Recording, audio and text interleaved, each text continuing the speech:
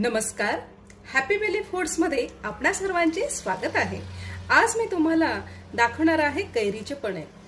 कैरीचे पणे हे शरीराला छान थंडावा देणारे आहे आणि आता उन्हाळा सुरू झालेला आहे तर खूप असं उष्णता जाणवायला लागलेली आहे.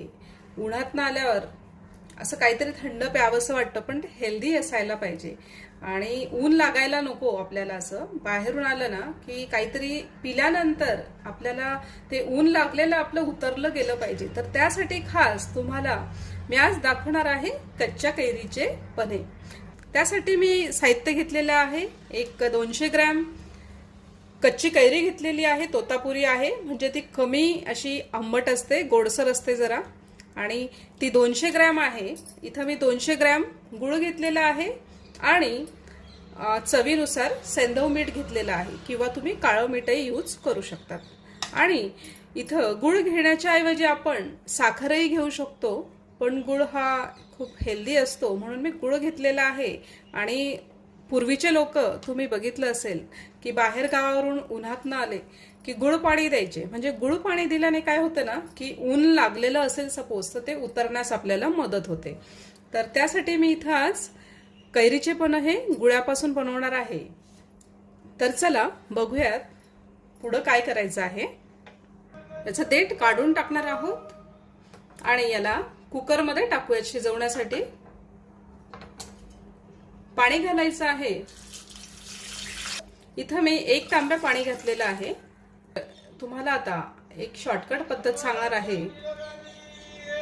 याच्यामध्येच आपण गूळ टाकून देणार आहोत. याच्यामध्येच गूळ टाकणार आहोत. ही शॉर्टकट पद्धत आहे. आणि चवीपुरतं आपण मीठ घालणार आहोत आणि झाकण लावून घेऊया. गॅस ऑन केलेला आहे आणि मोठ्या फ्लेमवर आपण त्याच्या 2 शिट्ट्या काढून घेणार आहोत, म्हणजे कैरी जी आहे ना ते खूप छान शिजेल. 1 वाटी जिरे घेतलेलं आहे, ते भाजून घेऊयात. पण्यामध्ये आपल्याला घालायला लागणार आहे, पण हे एवढं लागणार नाही, पण मी भाजून ठेवते म्हणजे ताक वगैरे, जे मसाला ताक वगैरे करते ना त्याच्यातही ते उपयोगात येणार आहे. मला मी जिरं भाजून घेणार आहे. मला लहानपणाचं आठवतंय की आमची आई किंवा आजी आम्हाला चिंचेचं पणं किंवा गुळाचं पणं असं छान छान खेळून आलं की ते आम्हाला दुपारच्या वेळेस द्यायचे. आणि दुपारच्या वेळेस लोड शेडिंगही राहायची खूप पूर्वीच्या काळामध्ये. पूर्वीच्या काळात म्हणजे आम्ही जेव्हा लहान होतो तेव्हा, तर म्हणजे असं काहीतरी दुपारी झोप यायची नाही. मग अशा वेळेस आमच्या आईला आणि आजीला असे नवीन नवीन पदार्थ करून खाऊ घालायला आम्हाला खूप आवडायचे. आणि ऊनही असायचं, फार दमायचो आम्ही खेळून खेळून. उन्हाळ्याच्या सुट्ट्या लागलेल्या असायच्या, तर मग चिंचेचं पणं असू दे किंवा कैरीचं पणं किंवा लिंबू पाणी, ह्या ज्या गोष्टी असायच्या ना तर खूप हेल्दी आम्हाला आमच्या आजी वगैरे द्यायच्या. पण आता हल्लीच्या काळामध्ये काय झालंय की आपण ते कुठेतरी विसरत चाललोय. रेडीमेड आपण काय करतो, कुठल्याही मॉलमध्ये जाऊन लगेच त्याचं आपण क्रश आणतो किंवा वेगवेगळे म्हणजे सरबत आपण घेऊन येतो आणि ते पितो. पण हे मुलांना जर तुम्ही दिलं ना तर खूप हेल्दी पण आहे आणि छान त्यांना आवडेल सुद्धा. आणि ऊन लागलेलं असेल एखाद्या वेळेस तर ते ऊनही त्यांना लागणार नाही. जिरं छान भाजून झालेलं आहे. त्याला काळपट असं करायचं नाहीये, तर थोडंसं लाईटच भाजायचं आहे, नाहीतर त्याची चव थोडं जळकट आणि कडवट लागेल. तर आता याला काढून घेऊयात.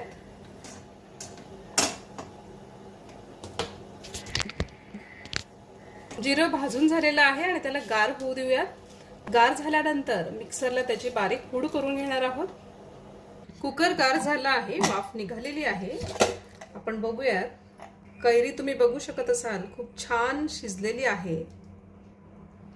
फक्त आता त्याला थोडंसं आपल्याला गार होऊ द्यायचं आहे, कारण खूपच गरम आहे. कुकर गार झालेला आहे छान. आता तुम्ही बघू शकत आहात. आता आपण हाताने सुद्धा त्याला छान हे करू शकतोय. त्याचा सगळा जो आतला जो गर आहे कैरीचा तो आपण काढून घेणार आहोत. तर त्यासाठी पण हे सगळं प्रक्रिया गार झाल्यावरच करा, नाहीतर हाताला चटके बसतात.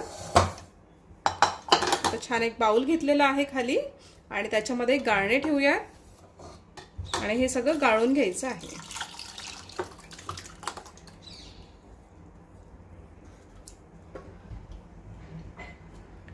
कैरीचाही गर छान काढून घेतलेला आहे आणि सालीचाही गर काढून घेऊया.